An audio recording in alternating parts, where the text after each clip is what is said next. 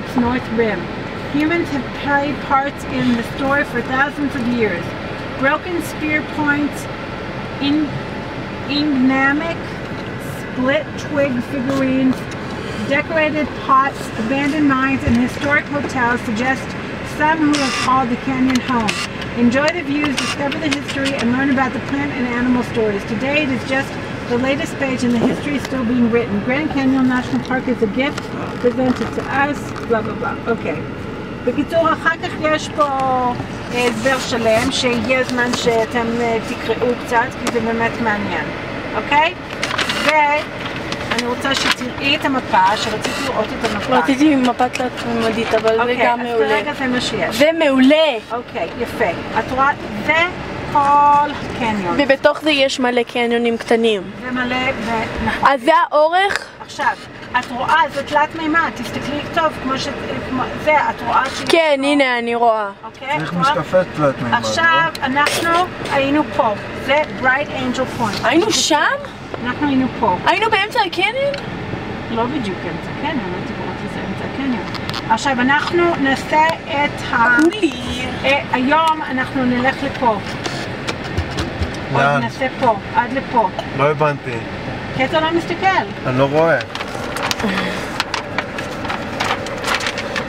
ירדן מצלמת לך. טוב, איפה היינו? אנחנו היינו פה. וואו, באמצע Bright הקניון, Angel Pond. פה. זה באמת אמצע הקניון. עכשיו אנחנו ניסע לפה. אוקיי. ואנחנו בערב, לקראת, זאת אומרת, עוד שעה, שעתיים, אנחנו נלך עד לפה. ונראית. ונסתה פה, יש פה זה. עכשיו, השני, שדיברנו, הסאוף, נמצא פה. קרוב. לא יודעת כמה זה קרוב. רק רגע, משם עד שם זה 29? ופה זה הנוף המדברי שהוא לא ירוק. כן.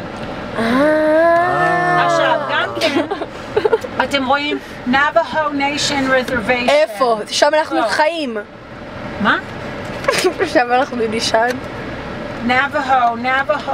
מה זה נאבו? זה המורמונים. זה אינדיאנים.